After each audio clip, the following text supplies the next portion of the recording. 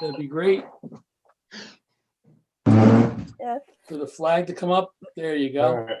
I pledge allegiance To to the the flag of the United States of America and to the republic for for which it stands, one nation, under God, God, indivisible, with Liberty, justice for all.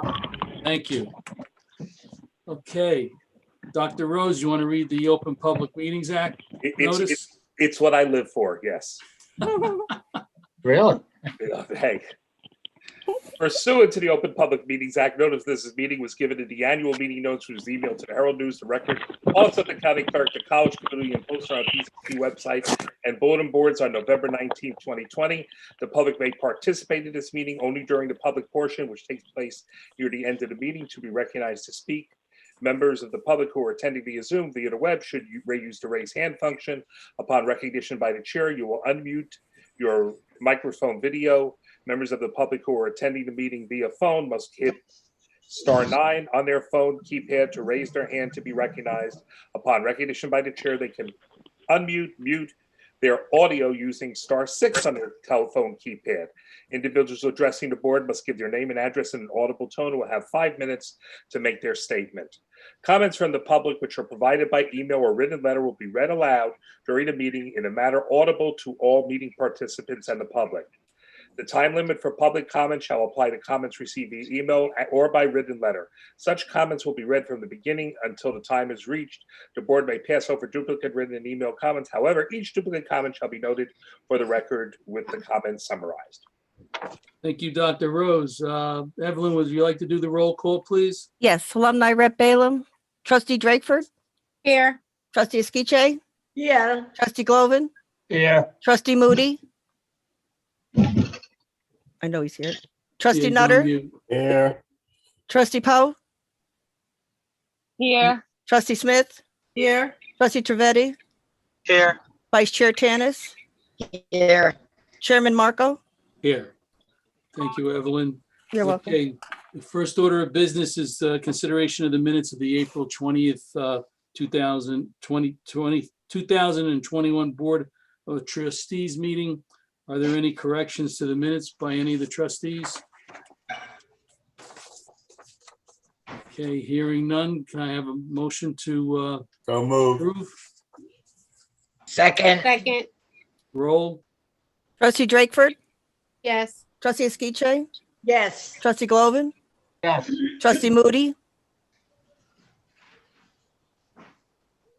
trustee Nutter, Yes. trustee Poe, Yes.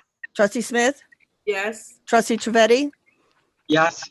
vice chair Tanis, Yes. trustee Moody. Okay, chairman Marco. Yes.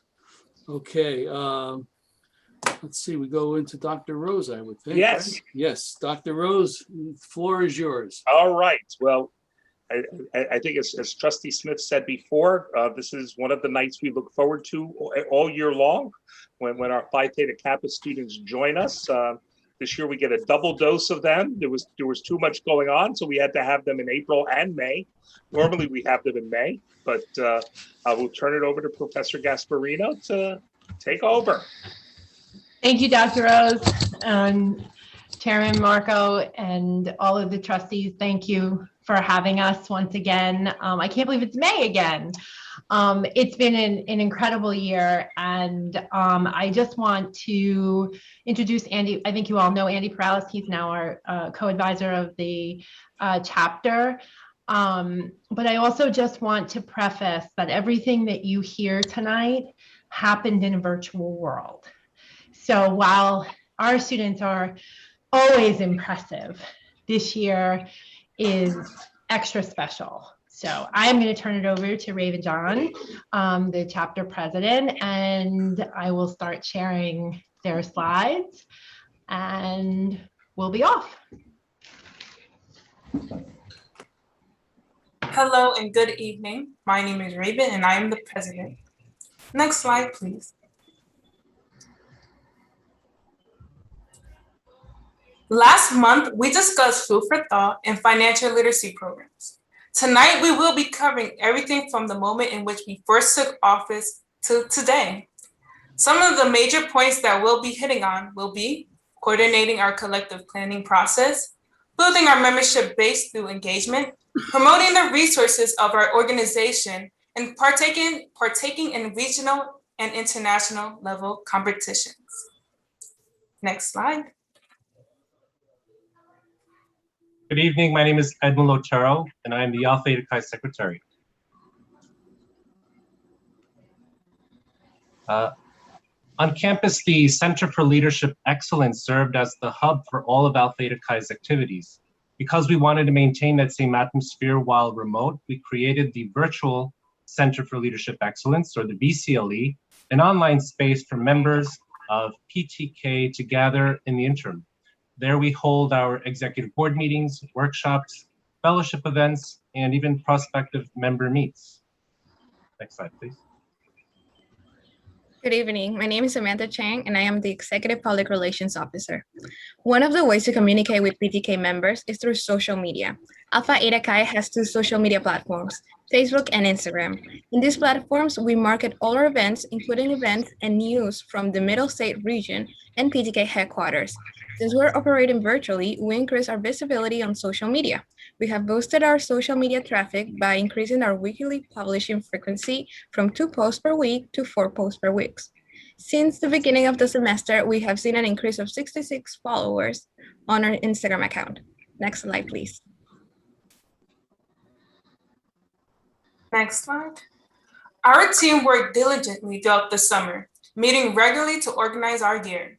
We planned workshops and events and created marketing materials, and we began planning 2 major projects, Honors in Action and College Project, which you will hear about later in the presentation.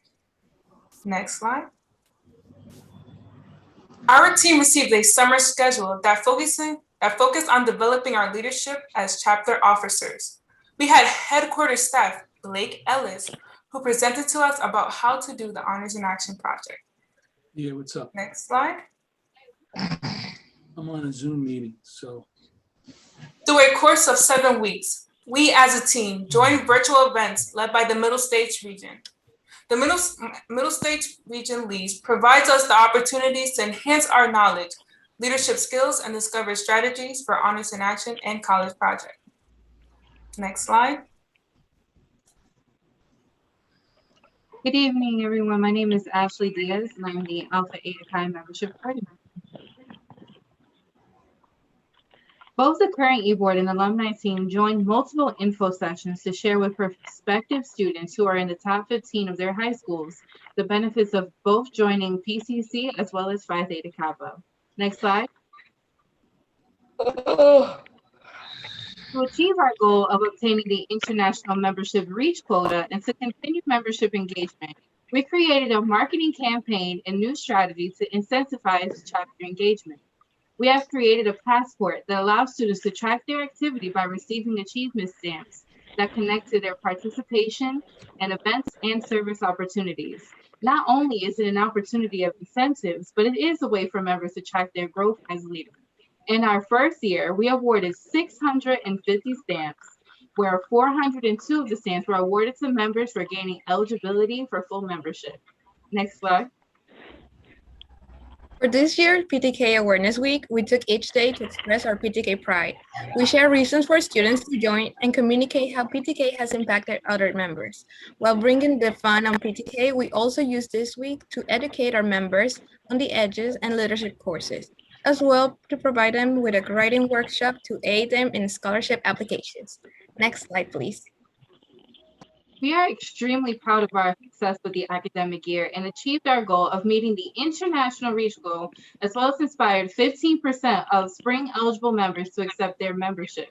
We use method of sending personalized emails and invitations to accept membership, as well as hosting fellowship events and holding monthly orientations. Next slide. In the beginning of the fall semester, the membership committee paired with public relations created the committee social media. Together throughout the academic year, we held 8 membership orientations, hosted 10 fellowship events, given out 4 Golden Opportunity Scholarships, and gained over 143 members. Next.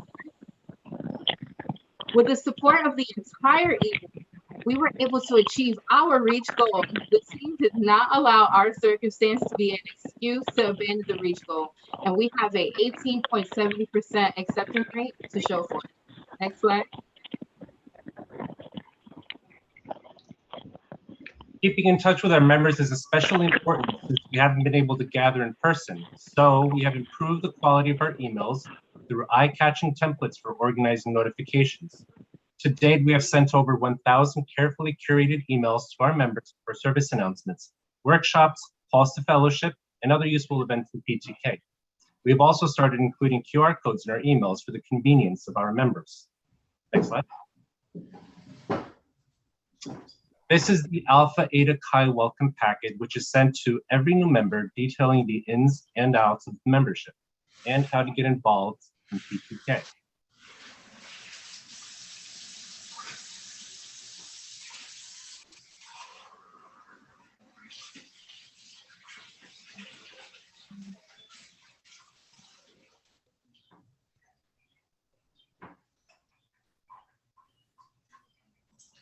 Excellent. Alpha Eta Chi holds multiple committees year-round that are dedicated to planning, developing, and implementing chapter projects. Here you can see some of the flyers we use in our outreaching for advertising the committees to our members. Importantly, committee positions give members a chance to engage with other members in meaningful and impactful projects while enhancing their leadership skills. Next slide. The Alpha Insight is Alpha Eta Chi's first official digital newsletter and is another outlet for member engagement. We began it as a novel form of communication last year for informing our members of chapter activities, regional news, project and committee updates, and fun activities. Members are also eligible to contribute through joining the newsletter committee. Next slide. Hi, my name is J. Marie Martinez, and I am the Vice President of Service. In response to the current racial climate and in support of the resolution that the college has passed, we decided to highlight and spread awareness of Juneteenth. We invited Professor De La Fera and Dr. Thurman to present a workshop designed to share the history of Juneteenth. This was the first event we held in our VCLE. We aimed to capture individuals' perceptions of this historical day. The presentation launched a self-expression competition called Perception of Progress, Awareness, Reflection, Expression. Next. During the fall semester, we brought several academic workshops, such as transitioning to remote online, public speaking, and resume writing, which were presented by PCCC faculty and staff and the Alpha Eta Chi Alumni Association. Next slide. For the spring semester, we were determined to put more of an emphasis on fellowship while still showcasing some important educational workshops. We hosted an LGBTQ+ ally awareness workshop as a part of our Inclusion Week. Also, the Alpha Eta Chi Executive Board presented a financial literacy workshop for our members. Next slide. In the spring semester, we started to recruit members to become part of the 2021-2022 Executive Board of Alpha Eta Chi. We held multiple officer orientations, and we're excited to see that 2021-2022 officer team will take on this leadership step starting June 1st. Next slide. Good evening. My name is Isaac Belgrave, and I am the VP of Scholarship. Next slide, please. We hosted 2 virtual fundraisers, Charleston Rap and Java Joe's, which respected COVID-19 guidelines. In total, we raised $465 for the academic year. Next slide, please. Good evening. My name is Bianca Osma, and I am the VP of Fellowship. Next slide, please. Last October, we held our first virtual completion week. We invited speakers from our alumni chapter and the Office of Student Advocacy to discuss the importance of college completion and staying safe. And of course, we can't forget about signing our pledges. In addition to our usual pledge about committing to complete, we highlighted the importance of complying with college safety and social distancing guidelines and not driving while participating in a Zoom meeting. 62 students signed the pledge, and we recognized them in our social media accounts. Next slide, please. As service is the crux of our chapter, we were determined to keep our members engaged with vast service opportunities. This past October, we held the 5K virtually, and honestly speaking, I was very nervous about upholding the legacy of the previous years. However, with the dedication and determination of our service committee, we were able to register 118 participants and gain 73 donors and sponsors. This led to raising $20,000, which enabled us to award 20 scholarships. Next. Service helped navigate the student meal pickup program for 203 registered participants, all the while completing service hours for 7 committees and 2 campus service events. A culmination of these projects led to a completion of 1,200 service hours. Next. Continuing our efforts to keep the on-the-go food for thought to replenish items. Students on campus will have the benefit of using both the vending machines and still receiving food from the student meal pickup program. Next.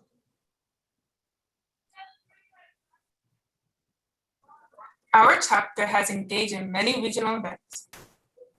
We had 17 members attend the Middle States Region Fall Conference and attended over 50 regional workshops. By attending regional events, we discovered unique ways to foster member and chapter engagement. Next slide. Phi Theta Kappa has 4 self-paced professional development courses for full members, which consist of competitive, employment, transfer, and research edge. These programs enhance leadership abilities, build leadership skills to get hired and transfer successfully. In addition, Phi Theta Kappa fosters a community of scholars who build bridges for future networking.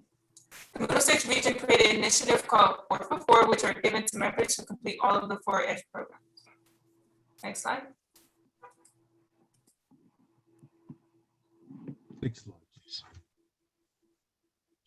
Like I mentioned in our presentation last month, we are responsible for completing an honors in action project every year. This year's project focused on acculturation in food, designed to help remove the stigma of receiving SNAP benefits and learning about healthy food choices. Next slide, please. Part of our research, we conducted an explanatory sequential mixed method study where we surveyed and interviewed students to assess unhealthy patterns of acculturation, such as loss of culinary traditions and the existence of food deserts in our community. Among other findings, we were able to see the availability of culture-specific foods, how concerned respondents were with the nutritional value of their food, and whether the on-the-go meal distribution program at PCCC provided them with balanced meals, to which over 80% agreed. Next slide. The same slide. As a part of the action part of our project, the chapter decided to create a cookbook filled with recipes that can be made at home and resources that can be reached within the Passaic County region.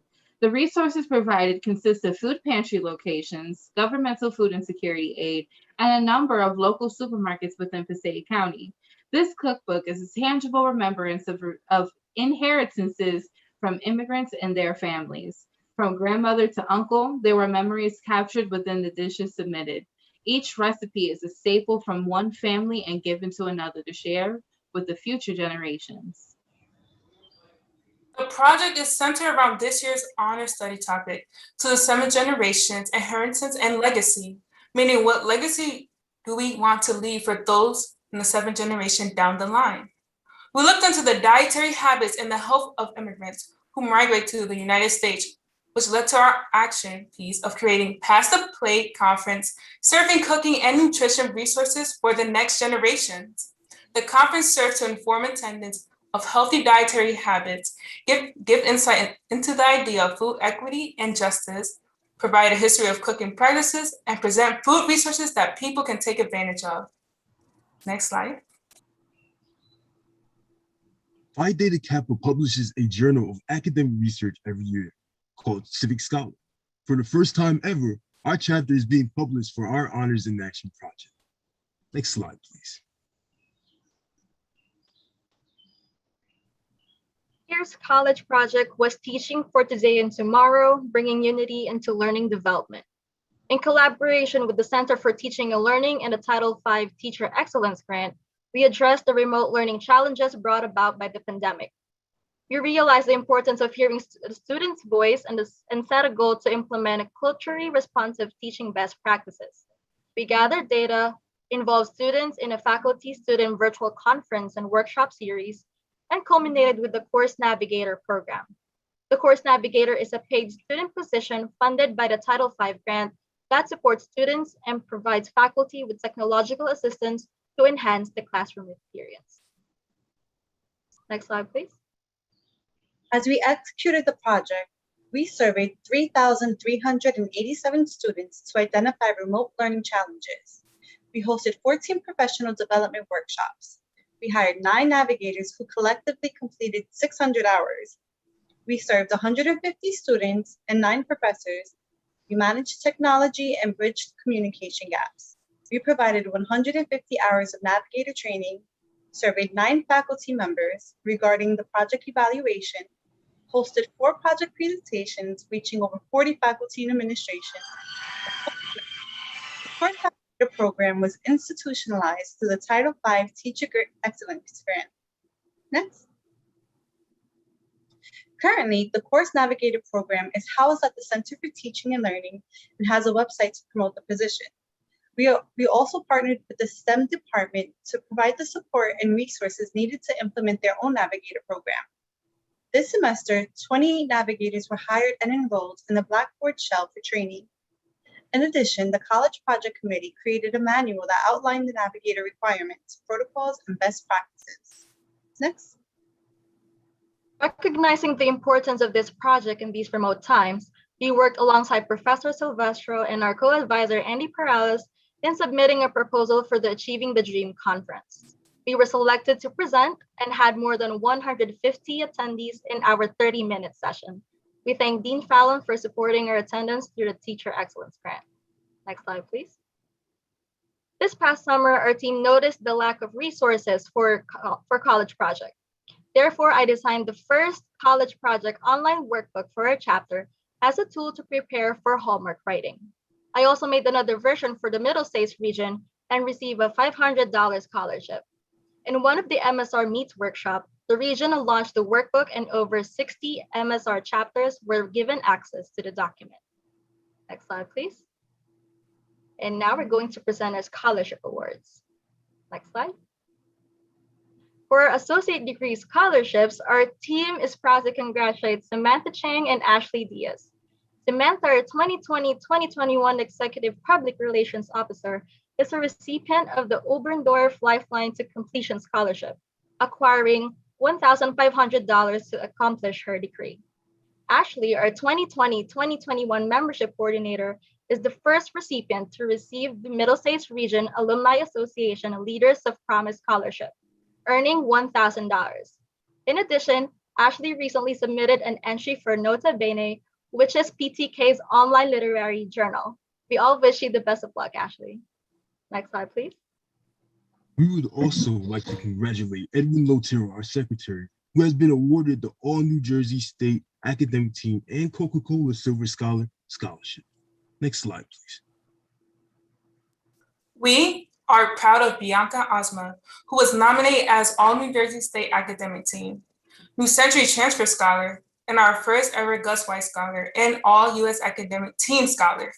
The All USA Academic Team is awarded to 20 students of the entire country, and this is the first time ever a Passaic County Community College student has been selected to the team. Next slide. In total, our students are receiving $16,250 worth of scholarships. Congratulations again to Samantha, Ashley, Edwin, and Bianca. Next slide, please. Next slide. While we have had PCC students stand in the position as Middle States Regional President, this year, for the first time, our college now hosts 2 regional officers, Raven John serving as the New Jersey State Regional President, and Ashley Diaz as the Middle States Regional President. Another first for our college is having our advisor, Professor Gasparino, appointed as the next Middle States Regional Coordinator, a position that is given to only the most distinguished and dedicated.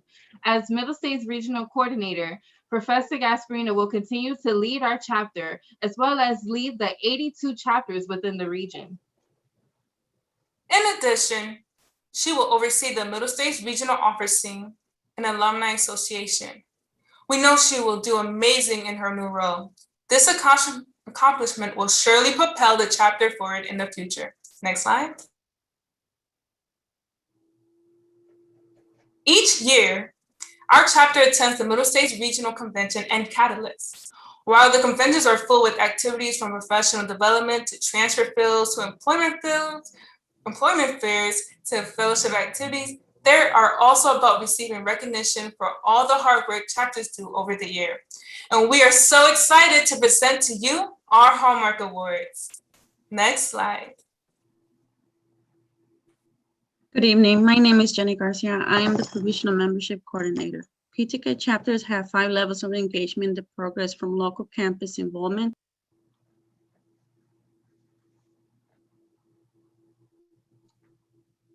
Jenny, you're muted.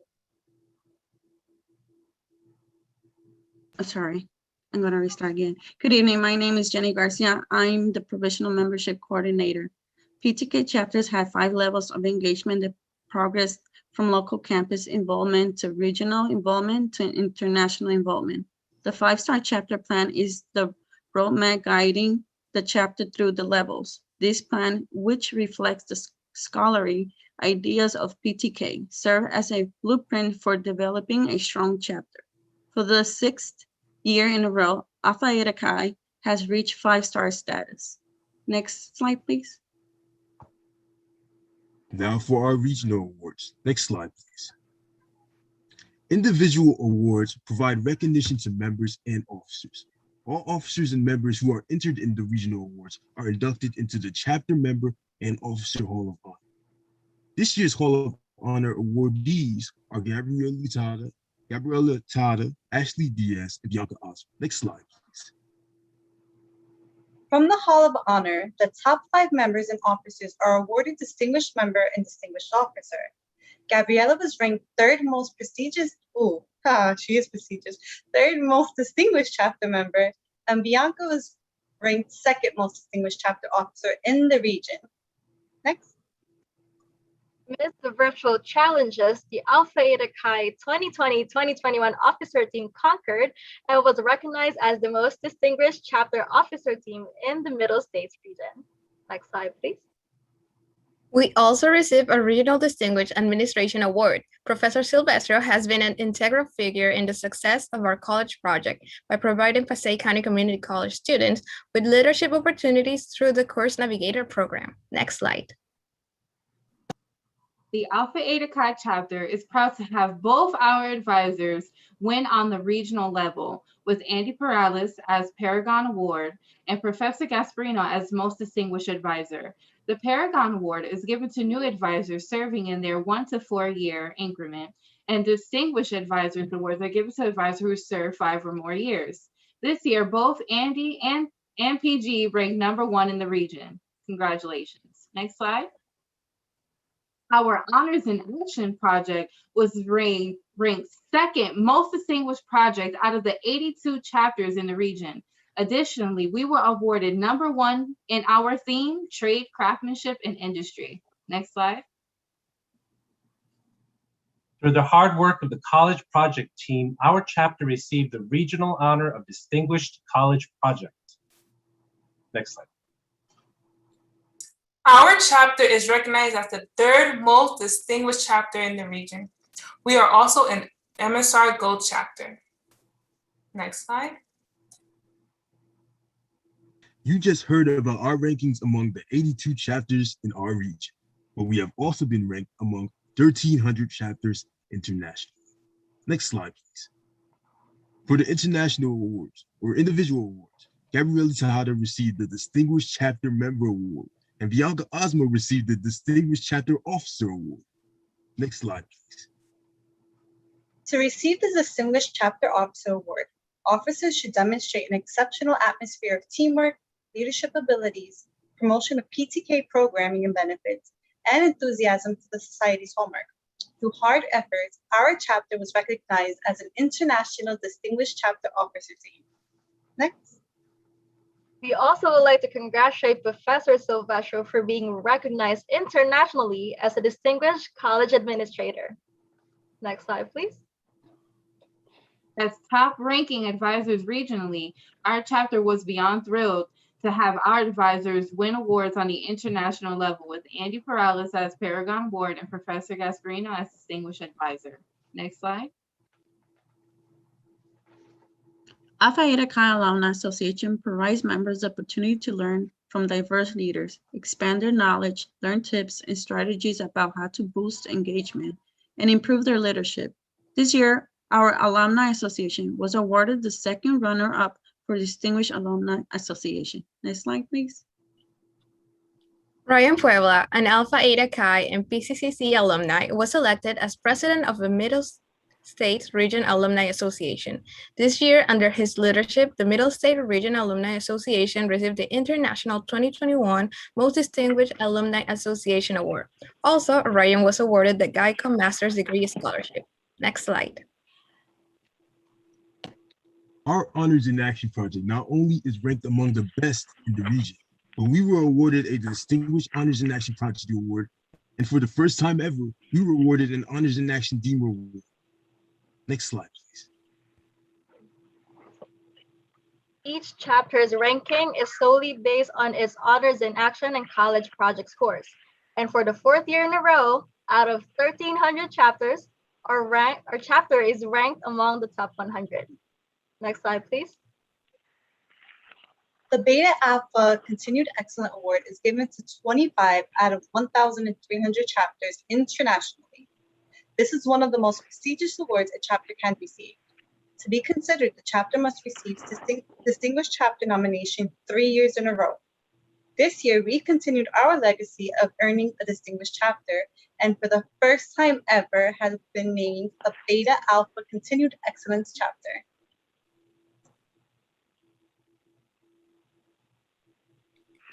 Next. And last but not least, we'll be celebrating our virtual induction ceremony on June 22nd. The induction ceremony is meant to honor incoming Phi Theta Kappa members and recognize the efforts of our chapter members. We will love to see you tune in. Next slide. On behalf of our chapter, I would like to thank you, our PCC Board of Trustees, and Dr. Rose. We accomplished great things because, though apart, together we did it. Truly, we would not have been able to rise above the challenges without your unwavering support this year. And it is our hope that Phi Theta Kappa can continue on its great legacy at PCCC. Thank you. All right. Thank you. I see we have some applause from some people. Absolutely. Just a little proud, just a little bit. Yeah, I mean, can you This imagine? year. Can you imagine when they go apply for jobs places and somebody gets to interview some of these students you just heard tonight? I mean, you know, look at that presentation they just put together. I mean, forget about everything they did. Just look at the quality of the presentation, you know, they did. And you know, I think we've got some of our faculty on here tonight, and some of you knew some of these students a year or two ago, and I would dare say they've come a long way. Correct, Professor Gasparino? Oh, yes, absolutely. You know, this was not something you would have seen for them a year or two ago. So I can't tell you how proud we are of them. Any questions for? This was a yay. Great job. Yes. Thank you. There goes your future trustees. They're the future of this college. I think they're the future of the nation. Forget about this college. It goes way beyond that. They are all going places. We know that. Absolutely. I guess I just need to say thank you. I salute you. I am so proud of you. And you're the leaders of tomorrow. You're the leaders already of today. Just maintain your passion, your thirst for knowledge, and your ability to do things for others and continue with your acts of kindness. Goes a long way in the community. It will take you far beyond where you even think you're going to end up. God bless all of you. Thank you and congratulations. I'm really pumped up. I'm so excited. Very, very impressive. All right, thanks, everybody. Okay. Thank you so much. All I right. think I think some of our students are going to head out because they That's have fine. That's finals. fine. No reason to stay. No reason to hang around, right? They've done their thing. Hey, Thank I wouldn't if I'm them, so. Yeah, that's right. All right, Mr. Chairman, I'll continue on if that's okay. Yes, go move along there, Dr. Rose. All right, Report. so in your packet, we have our statement of revenue and expenditure projections. As I've said every month this year, this is obviously a year like no other year we'll ever have. Tremendous loss of revenue from COVID, but a tremendous influx of cash from the federal government, and also a tremendous amount of savings that we've had by managing things well. So right now we're projecting, slightly over. We're projecting a very significant loss, but also a very significant amount of additional revenue. So we're in good shape at this point. Where it's going to end, I don't know, but we're obviously going to end the year in fine shape. And When do you expect those funds to come in, then, Dr. Rose? they're already in. Oh, because I saw deficits all down the line on. No, but if you look to the bottom line, we've got a $2.2 million surplus. Oh, okay, because I didn't. Yeah, if you get to the very bottom. Yeah, go right to the bottom. Yep. Yeah, if you go right to the bottom, you'll see that there's a significant surplus. And again, money is sitting in an account for us to draw down. And that money's going to be available for the next 2 years, and we're going to need it because enrollments are not going to come back probably for at least another 2 years to pre-pandemic levels. I hope that they come back in 2 years to pre-pandemic levels, but this is we've been working very closely with some of the local high schools. I was talking to the faculty earlier today. Passaic High School has lost track of 30% of their seniors at this point. Ooh. They're clearly not graduating, and we actually have reached out and we're helping some of their students who are in danger of not graduating with a GED program to try and get them through. And that is. So this is what's going on all over the place. This is good. And you've got students, I'm just talking about the high schools now. You've got students who are freshmen and sophomores who did not get what they needed to get this year out of school. So, when they finally graduate and come to us, they're probably going to be underprepared, more underprepared than sometimes we've seen in the past. So, the impacts of this pandemic are going to be with us for years and years to come. I mean, when COVID is over, then it just starts in terms of what the recovery is going to be. So this is going to be around for a while, and we're going to be dealing with it, and we talk about it every day, and that's what we're preparing for. So moving along, we've got the first item is a new partnership agreement in health information technology with Rowan College in Burlington County. This is really a success story. This is a follow-up on a discussion we started last December when we told you that our health information technology program, was struggling, and we needed to make a change there. So, as you remember, Professor DiLiberto spoke to you in December. If you may remember last month, you appointed her to an administrative position at the college, which we're very pleased to have her join us. And this is kind of the last step that we've worked with Rowan College in Burlington County, who will work with all of our existing students in the program, with just a few, to have them complete their degree. But going forward, students can come who still want to get this degree from Passaic County can come to us for a year, take all their general education courses, and then online they'll be able to complete the health information technology degree from Rowan College in Burlington County. So we're still able to serve the students in the county who want this program. Plus, we're going to be able to finish the students who are here. So it's I think it's a really good outcome from what happened. So we've got purchases of goods and services here. Happy to answer any questions about any of the purchases that are here if there are any. Here are none.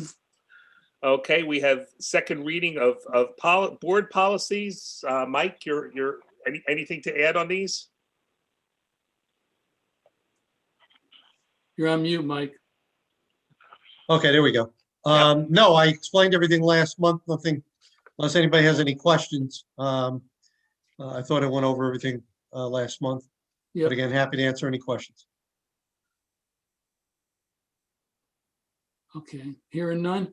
I'd like to open up the public session. Yeah, so tonight, before we go into executive session, we have a non-reappointment of a faculty member, and as you know, by law in New Jersey, we send out a notice to these folks who are going to normally be discussed in closed session. And tonight, one of the individuals has asked that we discuss her case in public, and that's Cecily McEwen, who is been recommended for non-reappointment tonight. Let me just discuss the process briefly, and then I'm going to turn it over to Dr. Kennedy and Dr. Stasis to talk about, the particulars. I think, as most of the trustees know, when you enter the college, it's a 6-year process that you go through until you receive tenure at the college. And we have a process that each year that faculty go through are evaluated, and we have a faculty review committee, which is what part of the governance of the college, which is elected by the faculty, where tenured faculty actually put in a tremendous amount of time reviewing each candidate who comes up for promotion from their second to the third year, from the third to the fourth year, and finally, when they reach the 6th year, they receive tenure, which is a lifetime appointment to the college. When faculty are hired at the college, every faculty member who is hired at the college is hired because they already have a great track record of teaching. We know that it's a very competitive process to get hired in the first place at the college, and they're all ready for the job when they get there. But not everyone can get a lifetime appointment to the college. And we through this process every year, more and more is expected from each faculty member. And I think probably the most important point that there is, it is not that somebody who does not get reappointed and does not eventually get tenure did not do anything wrong. It's not that they're a poor teacher. It's just that they didn't do enough right is probably the best way to talk about it. We're not going to apologize for both the administration and both our faculty review committee for having very high standards. If it's a lifetime appointment, it is something that we take incredibly seriously. So a lot goes into these recommendations that we make to you. And tonight, Professor McEwen has not been recommended for reappointment, and I'll ask Dr. Kennedy and Dr. Stasis to discuss the particulars, since that is what she requested that we do. You're on mute, Jackie. I'll begin by saying again that Professor McEwen was in her 3rd year here and was about to be recommended for her 4th year. On April 8th, I attended a faculty review committee meeting, which is where the tenured members of the committee, which I think are about 8 or 9, they're a cross-section of various disciplines in the college, meet and review all non-tenured candidates. And on that day, April 8th, they recommended to me that Professor McEwen not be reappointed. There are a number of criteria that the committee looks at. Certainly number 1 on the list is the candidate a good teacher? But we don't only look at that. We look at, have they been keeping up with their professional activities? Are they contributing to the college? Are they showing leadership? Are they standing up in academic council and giving committee reports? We also look at, more minimally, whether they published, if they're been involved in community activities. So Dr. Stasis and I received this recommendation from the committee, and we discussed it, and we felt that we needed to recommend to the president that Professor McEwen not be reappointed. Dr. Stasis? Yes, if I may add, I just want to go back a little bit to the process, and that's basically the faculty review committee. Unlike other community colleges, we are unique in a way that we have a committee of peers of tenured faculty that are involved in the actually evaluation process. This committee is part of our governance structure, and it acts in an advisory capacity to the administration. I cannot emphasize to you how extensive, how deliberate, and how thorough this process is. And as Dr. Rose mentioned, the faculty on the committee spend every single year a considerable amount of time reviewing, discussing, and then finally meeting with Dr. Kaniva and myself to make their recommendations. In a tenure track position, it is really quite different than just any other full-time position because it's really a job for life. And as such, the expectation is not so much that a faculty member did something wrong. It's really not about right or wrong. It's about a level of excellence that we do expect and do require in all our faculty in achieving tenure. And I have to simply say, having been with this institution far too many years that I can't remember, and Dr. Rose, you don't need to elaborate on this, but I have been both as a faculty, a chairperson, and now a dean for a good 20-some years. I have to say to you that, this process has served the institution very well. So teaching excellence is a must, it's a given. And certainly there are other criteria that are required, including, as Dr. Kanivi mentioned, contribution to the discipline, contribution to the college, professional development, and so on and so forth. And there were areas with Professor McCune that did not reach the level of excellence that we're really expecting. So more specifically, the issue of initiative, innovation, and leadership. During the past 3 years that she has been with us, we did not feel she really has achieved that level of excellence that is required. And as such, Dr. Kanivi and I, after doing our own due process and review Professor McCune's file, we recommended to Dr. Rose non-reappointment. So Chairman Marco, I know that Professor McCune is I see that she's at the meeting, and I think typically we would give her a chance to address the board if she'd like to. Yeah, absolutely.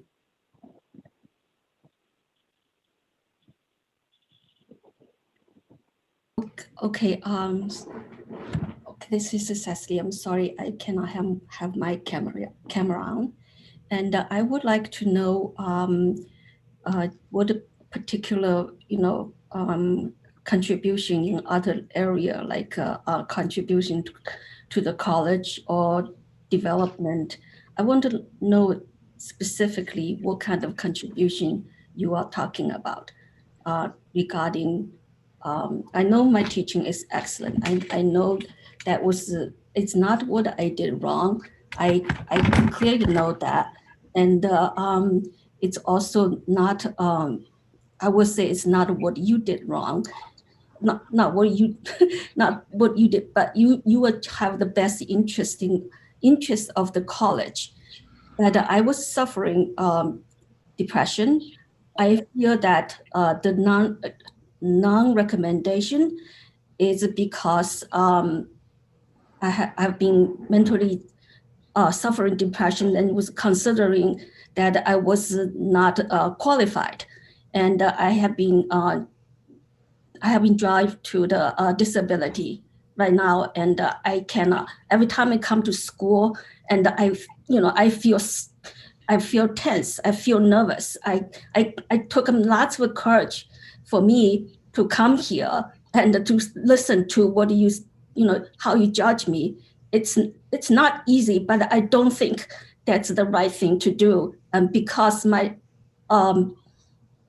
I was sick or I was not that sick. I was doing great job teaching, designing the graphic design program. And you can see how much the past 2 years, how much I have contributed to the college.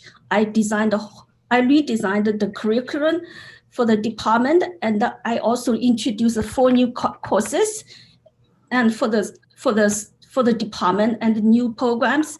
And I set up all the goals. If you need to see what I did the past year, and I did not, join any committee until last year, because I don't know, I wasn't, recommended. I don't know how I was supposed to do. And then until last year says, everybody need to go to join the committee. Now I did, but by the time I was already, the stress level was so difficult. I was trying to struggle to function. I was, I just find the hardship that I received. I would have to say I received by the chair of the department, which is just very, very hard. I was struggling to try to please her, but it's just so hard. And it seems like I was compared with the previous professor who did not get this job. And I just seems like I was not fulfill some kind of standards. I have no clue. I don't know what's going on with the department. And I just want to know what I did wrong. Besides, I'm sick. Yes, I'm sick. When I was in the meeting, most of the things to talk about in the CIS department has nothing to do with me. And my mind my mind goes away because you're talking about something else. And I'm in graphic design. It's nothing to do with their course, the program. There's no connection. It's very little connection. I do blame myself. I should, no matter what, I should pay very close attention. But I don't know. I'm just spaced out when then suddenly ask me, what do I think? I don't know if it's related to me. And I do not deny I'm sick, and I was seeing psychologists, but I was functioning and I was able to do my work well. And I believe I did an excellent job. And I believe the non-reappointment has nothing to do with my quality, my job, my professionalism, and has something to do with my sickness, my mental health. That's what I want to bring out to here. Okay, that's all I can say right now. Okay, sorry. I think what all I can say in response here is, I think until late last week when you had corresponded to me, I honestly knew nothing about your illness. And I don't think any of us did. I think I can assure you that, I don't believe, in the last 6 months that the faculty review committee has been meeting to review all untenured faculty. I can tell you that I have not heard anything where anyone referenced any illness of yours. I think you were evaluated the same way that any other non-tenured faculty was evaluated. We look at your teaching, we look at your contributions to the college, we look at your service to the college, and in those 3 areas, and again, you did nothing wrong, but it was a question of not rising to the level that we consider appropriate for recommending someone for reappointment and ultimately for tenure.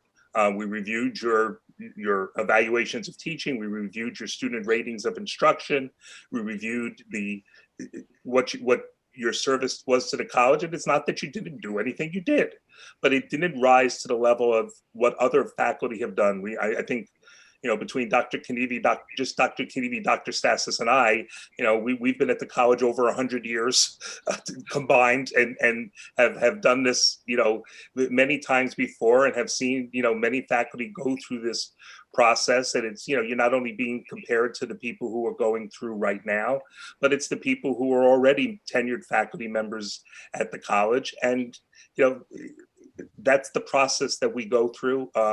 We believe it's a very fair process. I think our college has been cited for this. Our tenured faculty spend a lot of time and take this very seriously, before it ever comes to the administration as a recommendation. I know that they give great thought before they make a recommendation to us. And on the multiple areas, it is merely a recommendation that you didn't come up to the standard that we expect, and it's really nothing more than that. Can I continue? I will add a few things, and I do not know exactly the expectations, the quality. Specifically, I don't know, but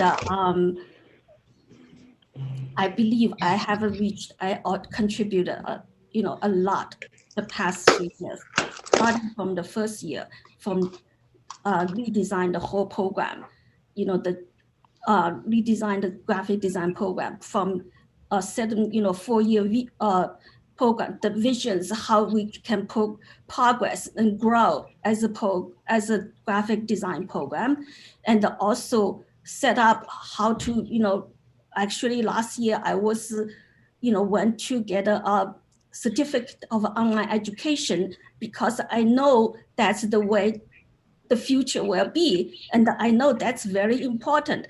I don't dedicate myself to professional development, to every area that I think I can help to make my students successful. And I care a lot. One of the quality as me as teacher is I care. I care about my students. I will never ask my students to do anything for me. That's for sure. And I care a lot. And so I just want to, not just, I know I'm sick, but I don't think I would not be able to do a job. And I feel like I wasn't even, I sent Professor Siegel my, my doctor's note in 2020, May 2000. Before that, I was, I told her I was sick. Now, finally, my doctor says I have to take a break, from here. So I sent my note to her, and I took 1 week off. But something has happened. I could not, something has happened, and my students could not take their final, even though I post my final for my students, and some of my students already took the final, and suddenly I got a note from her and from other students that the final is not up. It was there, and I know it was there, and so I just feel like I've been mistreated, and I have been, my not just the education, the part of being, ethical with the profession, but also I've been violated as, my human my rights as a teacher. If I could elaborate on a couple of things here. I don't think there is any doubt that you did curriculum development and you created new courses. However, I have to simply say that this is really part of the job requirement for every full-time faculty. All faculty members in their respective discipline do actually curriculum development, they revise courses, they change courses, and this is really part of the job. In terms of not knowing exactly what you should or should not do, we have all embraced an open door policy. The administration, the department chair, your peers, and this is really not in any way to minimize what you have done, but we support our faculty in every way possible. With regard to the final exams, when you requested a medical leave through the end of the semester, we respect your decision, and we did not want to disturb you with regard to what final exams and what other issues that are affiliated with that. And Professor Siegel, your department chair, went out of her way to recruit, faculty members, adjuncts to continue teaching the classes, and we try to do that again without impinging on your medical leave. And this is out of respect for you and what you are really going through. No, that's for this semester. I'm talking about the final exam is 2020, not 21. I'm totally, my doctor just urged me that I cannot go back to the environment. Otherwise, I won't be able to function. I won't be able to recover. And there's other things I don't know I should raise up, which is just not true at all. And something about what is it? What is cost? What is it? Cost? Sorry, just that's not true. I was really trying to contribute to do a good job to help the department, and the things just turning out it's not just it's just totally twisted and just not just it's a this is a really discriminative and abusive achievement.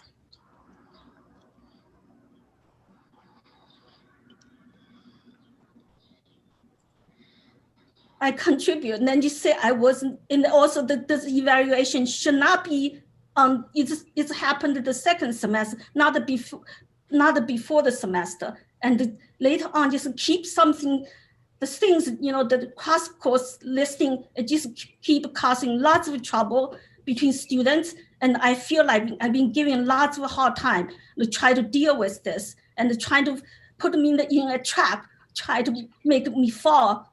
And my kindness has never is being taken advantage of. I know I wasn't perfect. I wasn't purely functioning because I was just stressed. I could not believe I'm coming to an environment I see no support. No, nobody supports me. And I don't know. Then I realized it's from the top. So how can I get any support? Everybody's scared. And everybody think, people at the top is, always right. It's always, the judgment is correct. That's not true. I was really hurt. I was hurt into a point I cannot live anymore. It's just so hard. It's just so hard. I have to fight. Otherwise, how can I survive? How can my daughter survive? I'm a single mother with a daughter. I devote all my life, my whole energy. I did such a good job. It's just because I was little ill and could not function perfectly when people tell me something. I didn't respond. I didn't know what's going on. Sorry. Okay, I will stop. Dr. Rose, can you hear me? Yes. I think maybe we should just have the board go into executive session. I believe so. Absolutely. So if I can have can I have a motion on resolution 2 for the board to go into executive session? So moved. Second? Second. Okay, roll. Trustee Drakeford. Trustee Skiche. Yes. Trustee Glovin. Yes. Trustee Moody. Trustee Nutter. Yes. Trustee Poe. Yes. Trustee Smith. Yes. Trustee Tavetti. Yes. Vice Chair Tanis. Yes. Chairman Marco. Yes. Okay, the board will go into executive session for about 20 minutes or so.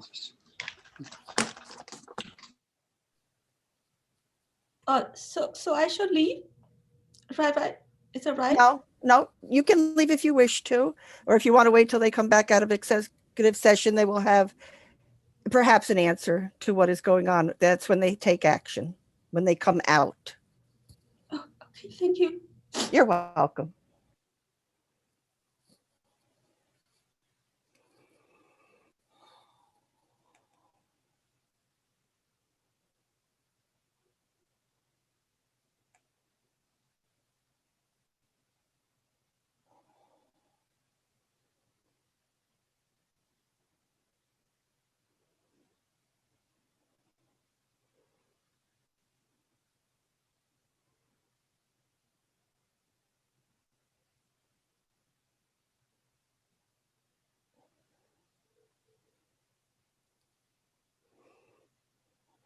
Basil.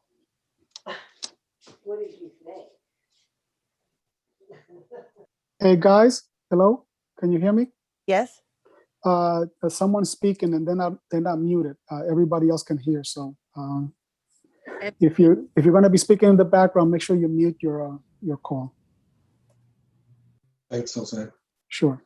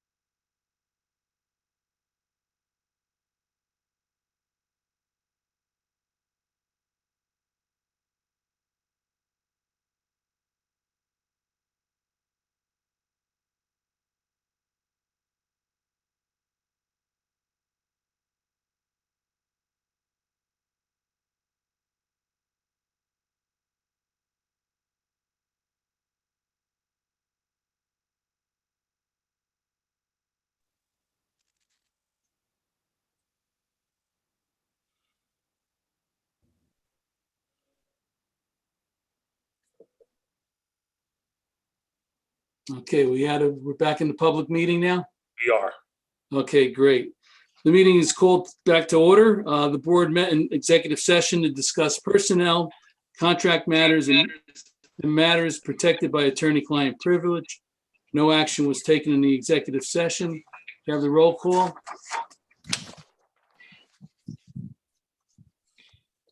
Dr. Rose, all board members, Trustee Marco, all board members are back in the room now.